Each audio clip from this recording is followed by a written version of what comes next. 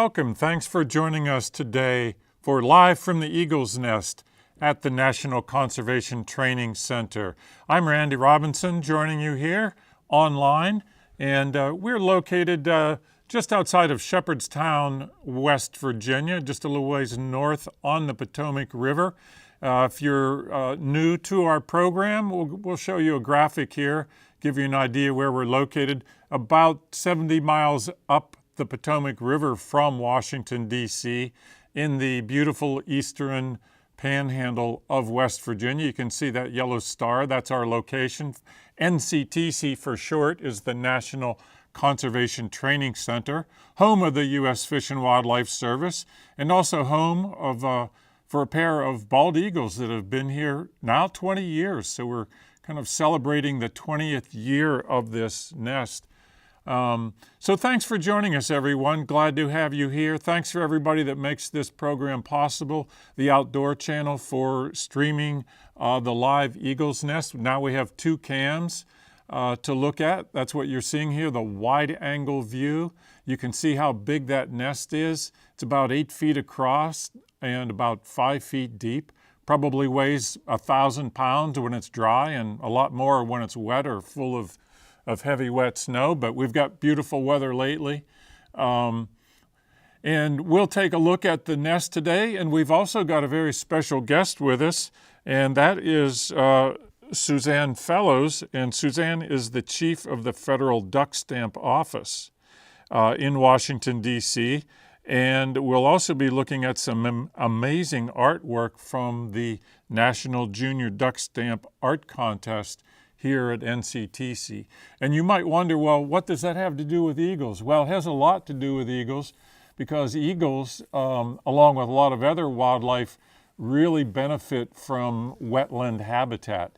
And the duck stamp is all about protecting wetlands. But we'll let Suzanne tell you more about that, and she'll be joining us here a little bit later in the program. But right now, we'll take a look and see what is going on with our eaglet. He or she, we really don't know the sex, and probably never will unless, we see in maybe about mid-June, if the young one is a lot bigger than the male, we might guess that it's a female bird. But otherwise, we don't have any way of knowing now. But it is in its fourth week of growth, 31 days to be exact, and developing its vision, its coordination, its strength, still not able to stand on a fish and eat on its own, so it's still being fed by the adults. We may see that a little bit later on here. But it is healthy, it's getting a lot to eat. If you've been watching for a while, you probably know that we had 2 eggs. One didn't hatch, but the other one's getting all the food. There's no competition there. Every fish that comes in is going into his crop. So very well fed. Most of the time you'll see a big bulge on the neck. If he turns around a little bit later, we'll give you a better look at that. But we've got some drone footage here to show you. And this is the Potomac River, and this is the habitat. This is why the eagles are here. Bald eagles love to be near water, a river, stream, a lake, and when they're nesting, fish is their primary food. And so the flight is over the island there. You can see a few of the buildings of the National Conservation Training Center in the background. And while we're looking at the footage here, I want to welcome our new viewers and our old friends, our longtime viewers, all the folks from Bald Eagles 101 and all the folks that supply photos and video and answer questions on our live Eagle Cam. That's a great help, and it's really nice to have a great group of people joining us every day. Every day we have anywhere between 200 to 400 people online watching the eagles grow, and it is quite amazing to see them. I'm very fortunate to have that nest here for 20 years now. Each year they add to it, they bring sticks in, and that's part of their mating ritual that they start in the fall. They lay their eggs around Valentine's Day, generally speaking, mid-February, and they hatch around mid-March. So this year, that sequence followed as it normally does, and our young one is 31 days old today. It's just getting the primary beginnings of the primary feathers, what we call pin feathers there. That's the dark black areas that you can see. Those are going to grow into the adult feathers, but named pin feathers because they sort of look like a pin or a needle when the quill of the feather, the hard bony, or I should say the hard part of the feather, the quill, it sort of looks like a pin. But as they grow over the next several weeks, in another 2 weeks, 3 weeks, those feathers will be a lot bigger and darker, and the young bird will really start to look like a young eaglet. Right now, its talons and its beak are quite a bit bigger. It's a little clumsy, a little amusing to see it walking around the nest and sort of stumbling around, just a little bit awkward at this stage of the game. And go ahead and send in questions anytime. Here is one that came in. It's asking, are the adults more watchful of the young eaglet as he or she explores near the nest perimeter? Well, they're a little bit more lenient of that. The young eaglet's getting better eyesight, better coordination, and we'll see the adults off the nest a little bit more often. And like we said at the beginning, there are 2 cameras, so if you don't see the adult on the close-up view, if you go to the wide-angle view, chances are they'll be on top of the upper perch, or maybe in another tree and out of view. But yeah, they're very watchful of the young one, and they don't want any large birds, any other predatory birds like another eagle or a hawk or an owl, turkey vulture maybe, coming around the nest. If it does, they're going to chase it away very quickly and get that bird out of their airspace. So they are very watchful of the young one. And there goes the adult hopping up onto the upper perch right now. But yeah, the young one is getting around, and sometimes it'll get over to the edge of the nest. We've had a lot of warm weather lately, not this week, but last week we had temperatures into the mid-80s, and we saw the adult bird up there holding its wings open and kind of look like a yoga pose, or kind of a heart-shaped if you saw it from the back end, where it could sort of help dissipate the heat. And the young one was doing that as well. We may see the young one spread its wings out here a little bit, and we'll see how quickly those wings are really growing. So we want to say hello to Jackie joining us from Sherwood, Oregon, and Paul from Maryland, Gail from Dallas, Texas, and Joni from Colorado. Thanks for joining us today here on Live from the Eagle's Nest. So we will come back to the nest here in a little bit, but right now I want to introduce Suzanne Fellows, and she's joining us from the Federal Duck Stamp Office. Suzanne is the chief of the Federal Duck Stamp Office. The Duck Stamp program, is responsible for billions of dollars of on-the-ground habitat work to restore wetlands, not just for waterfowl, but for eagles and lots of other species as well. Suzanne, thanks for joining us to talk a bit about the Duck Stamp program and the Junior Duck Stamp program. Can you tell us a little bit of the difference between the two, please? My pleasure to be here, Randy. Thank you very much for having us. Yes, so the Federal Duck Stamp program was started in 1934 as a way to raise funds to buy habitat, specifically wetland habitat that waterfowl, those ducks, geese, and swans, would be using. It's a tax, essentially part of the licensing requirements that all people who hunt waterfowl have to pay. Anybody who is above the age of 16 might remember going to the post office to pick up their federal duck stamp the first day before they went out hunting. Now anybody can purchase the stamps, which is really nice because all the money, 98% of that funds goes straight into purchasing habitat. And this habitat is incorporated into the National Wildlife Refuge System. So that's the federal duck stamp. The artwork for the federal duck stamp is chosen in a national contest every year in September.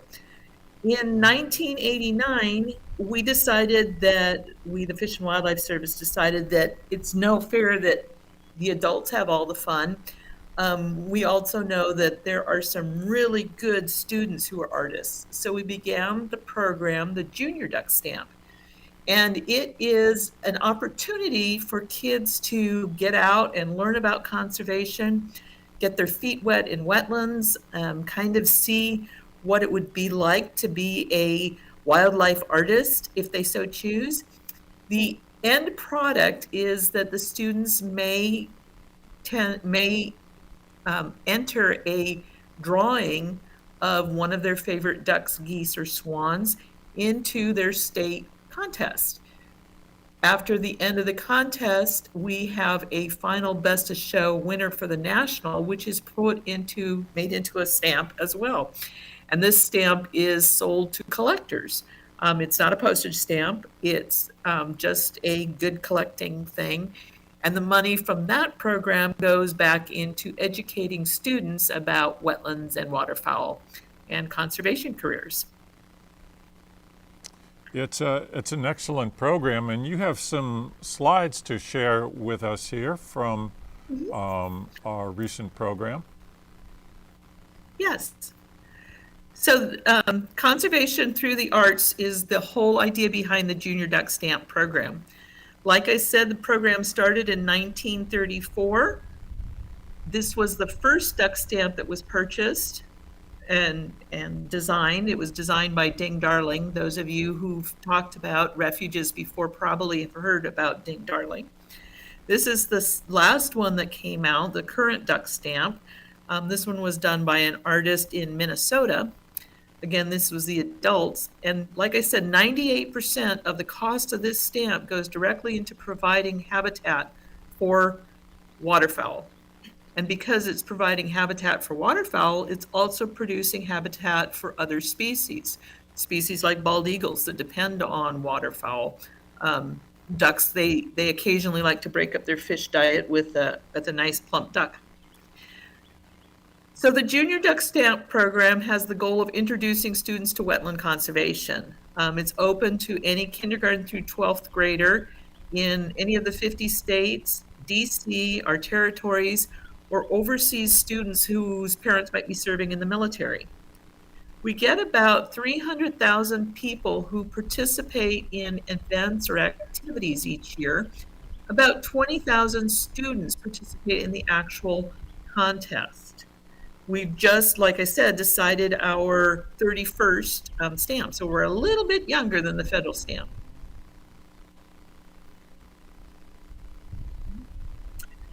So there's several different program components. What we really encourage the students to do is to get out there and explore.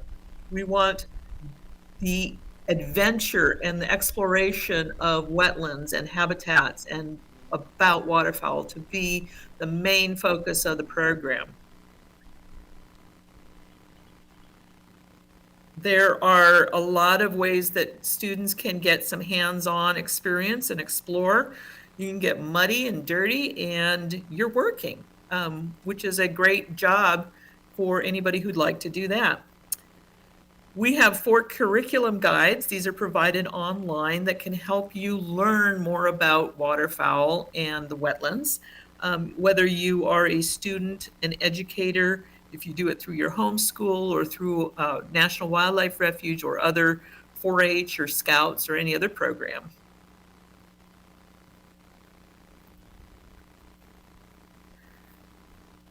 I talk a lot about the art contest because that seems to be the one thing that we really get a chance to view what students have learned. Like I said, each year there is a state contest, and then the state contest sends their best of show to the national contest.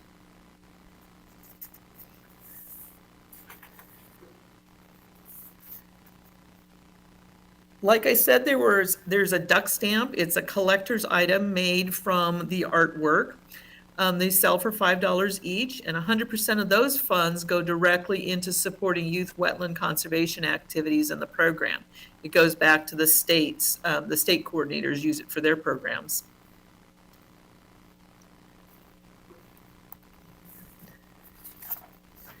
This is this year's winner. We'll talk a little bit more about Mila and her contest in a little bit, I believe.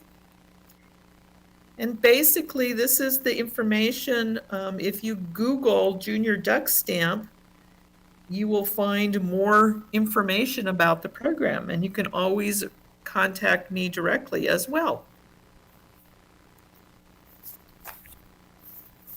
Well, thank you, Suzanne. It's a fantastic program, and I especially like those curriculum guides that you mentioned.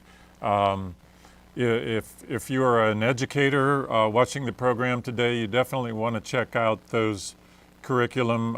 If you Google Junior Duck Stamp curriculum guide, you'll find those online.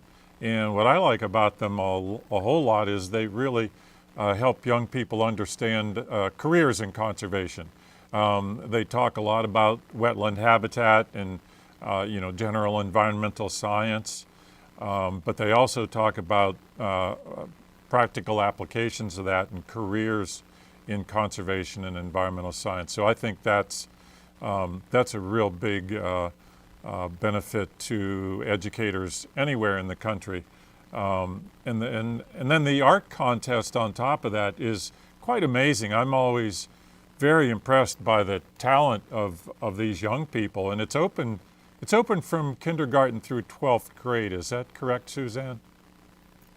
That is correct. We judge each of the age categories separately. So kindergarten through third graders are graded together, 4th through 6th, 7th through 9th, 10th through 12th. So a kindergartner is not competing against a 12th grader.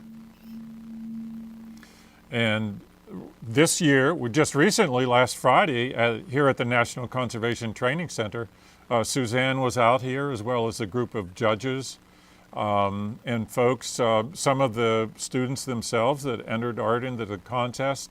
And can you walk us through that a little bit, Suzanne? We've got some slides here that Brett shot of the event last Friday. And can you tell us how that elimination process works? You bet. So essentially, these are our 5 judges, and the first round is each of the judges limit the whole selection of the artwork down to 25 pieces. So they go through and they put their little chips, those poker chips, on their favorite pictures that they want to see advance to the next round. So like Randy said, it's just an elimination. When we get down to 5, then 5 total, then we use numbers to decide which is going to be our best of show.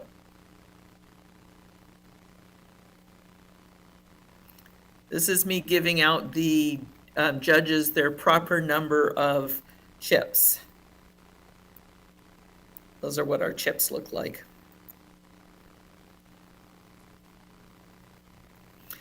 When we come to the numbering, we ask the judges to rate it a 3 to a 5, depending on how they think it should fall out as far as first, second, or third, fourth, fifth place. These were the last 5 that were up there that they are voting on for first through fifth. After the judges see the artwork, they're asked to raise up a number, and it's the total that becomes what we look at for where the students place.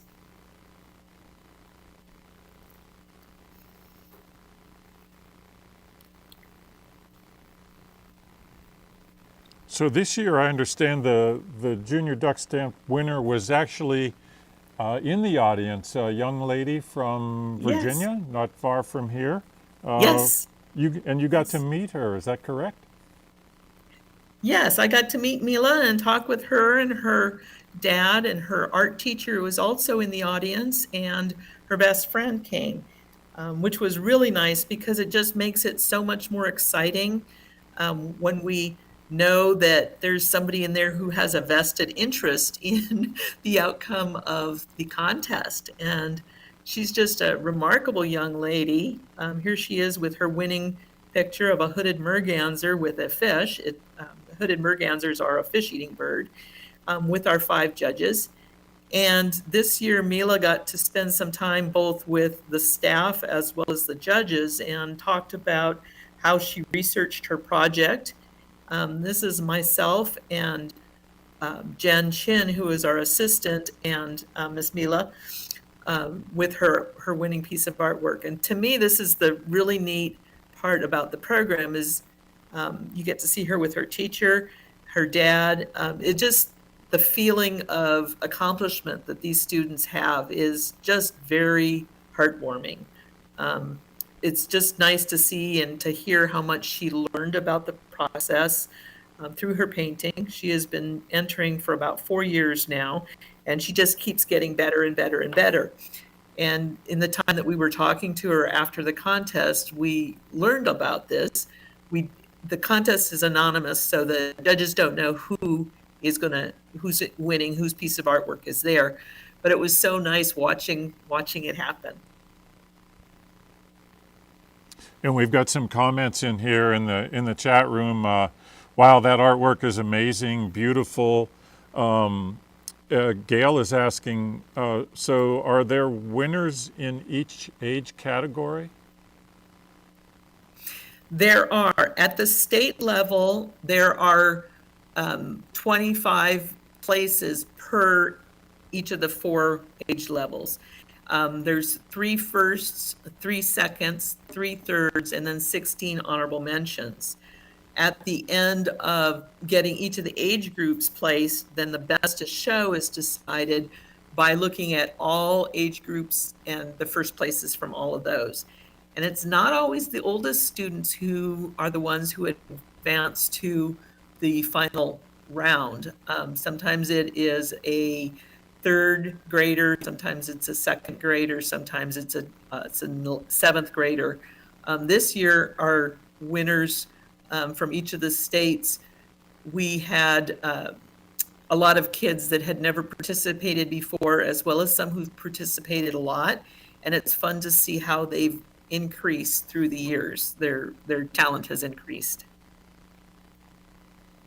And so each state has a coordinator. Our state coordinator in West Virginia is Michelle Smith, who works here at the Fish and Wildlife Service here at NCTC.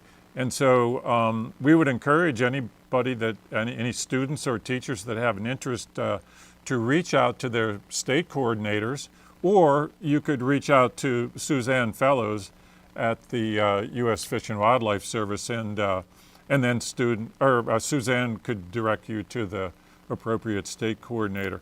But it is a fantastic program, and I think that, I see we've got a link in here into the chat room to a Flickr site that has all of the 62 entries for 2023. So if you want to look at all of those, you can follow that link to Flickr and see all of the photos of the entries. And there was one from each state. How did we end up with 62, Suzanne? We had entries from all but one state. None came in from DC this year, and none came in from the U.S. Virgin Islands. But we had other states that sent more than one because they wanted us to consider them, as they were not the typical photorealistic. Some of these were very artistically done, more of abstract, used some different techniques. So the state coordinators wanted to consider those as well. So that's how we got more than 60 or more than 53. Okay, thanks for explaining that. And now I think you mentioned at the beginning that anyone can buy a federal duck stamp. Now, hunters, duck or geese hunters, waterfowl hunters, have to purchase the duck stamp. That's a requirement. But beyond hunting, lots of folks purchase them for their collecting, as you say, or just to aid in the conservation. What amazes me about the duck stamp program is that just millions of acres have been preserved in wetlands. Now, if you look at a map of the U.S. and Canada, and you look at all the flyways, the Pacific, the Atlantic, the Rocky Mountain, and the Mississippi flyway, a lot of the national wildlife refuges are kind of concentrated in those main flyway areas. And a great deal of that habitat was preserved through the dollars that hunters have provided, and those that have purchased the duck stamp. Millions of dollars have gone to purchase those wetlands, which are hugely important for migratory birds and lots of other wildlife, including bald eagles. If you go up to Minnesota, for example, there are many eagles' nests located in those refuges and in those wetland areas. So yes, it's definitely one of our most successful conservation tools. The federal duck stamp program has brought in over $1.2 billion, and it's helped procure a lot of millions of acres. And like Randy said, these aren't just for ducks, these are for our eagles and for our water birds such as sandpipers and other species.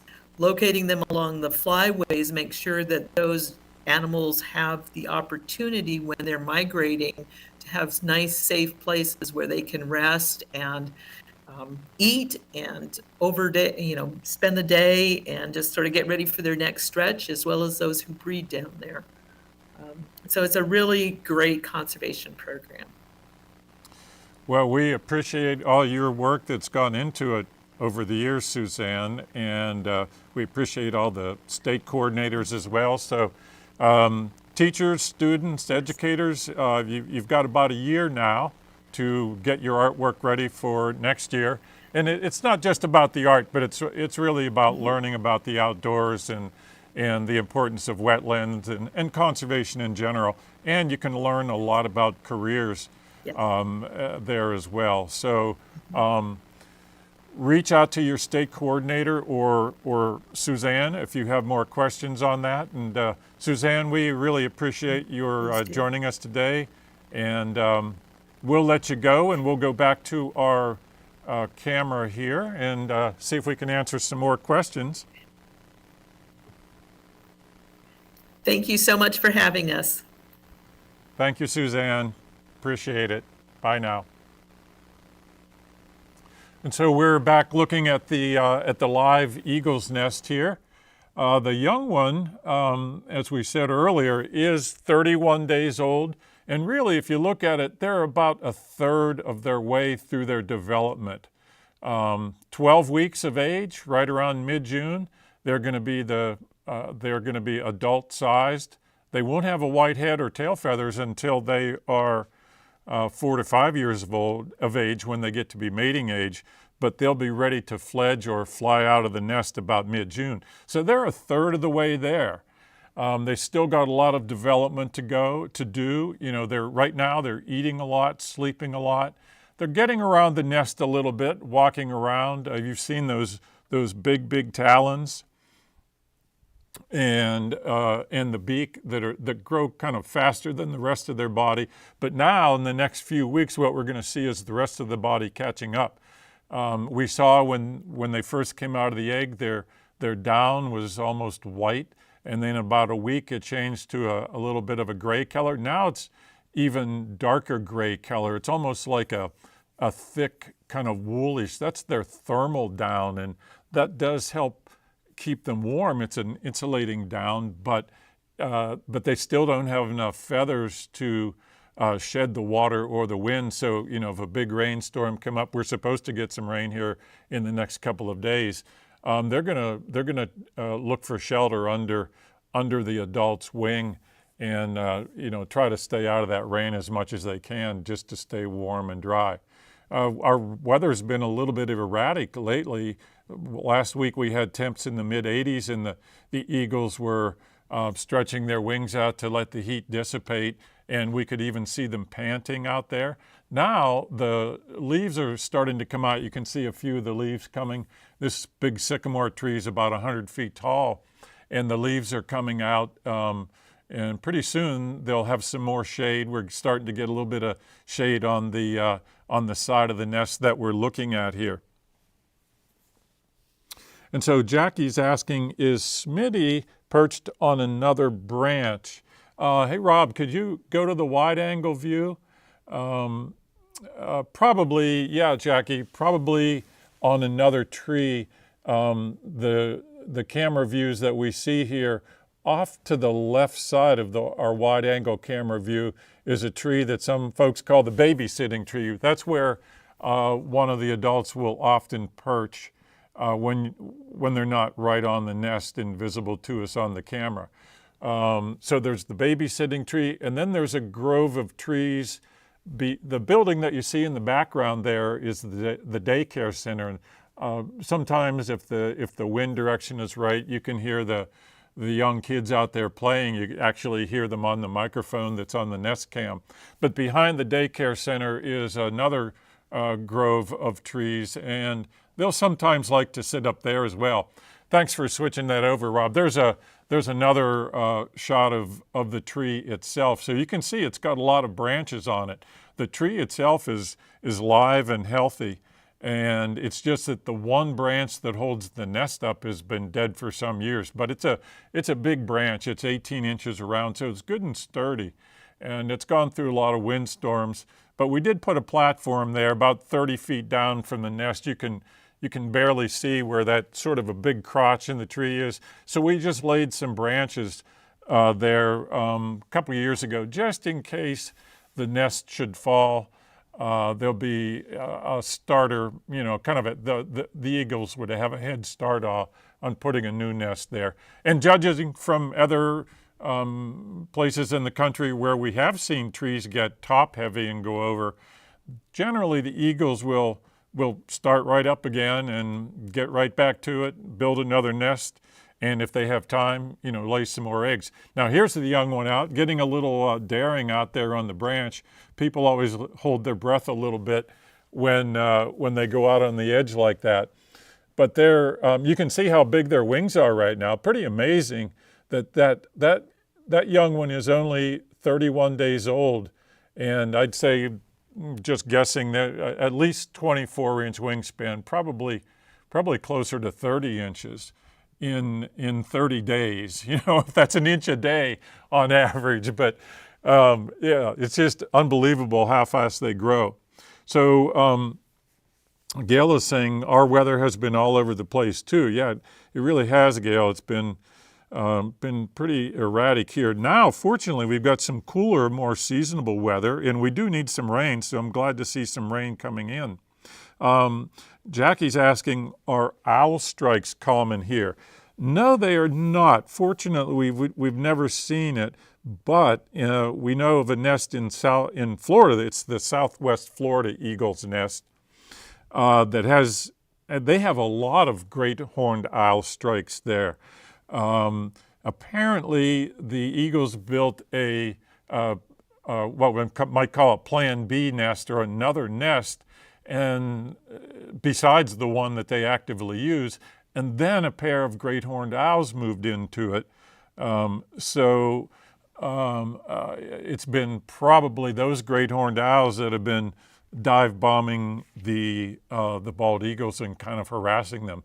Now, a great horned owl can get pretty big, and we've seen other nests. I know a couple of years ago up in Pittsburgh, there's a nest, and a great horned owl came, and they just fly in the night, and they'll knock the adult eagle right off the nest, trying to get at the eggs or at the young ones. So yeah, great horned owls can definitely harass the adult eagles, but fortunately we haven't had one here. Now, a couple of years ago, we did have a little screech owl, and you might know that screech owls got a tuft two tufts on their head that sort of look like a a great horned owl, as they have the similar tufts. But screech owl's a much smaller bird, and but at night, in judging from the camera, it's the distance that we saw this one a couple of years ago, it did sort of look like a great horned owl, but it turned out it was a screech owl, and it didn't cause any problems at all. It was just curious. The adult, they kind of looked at each other, and then that was about it. It was kind of interesting to see. So Ed is asking, was there only one egg this year? No, Ed, there were 2 eggs laid. They were laid within about 3 days of each other, but the one didn't hatch. Now, we don't know why it didn't hatch. It could have been that it wasn't fertilized. It may have had some abnormality. Maybe it got too cold.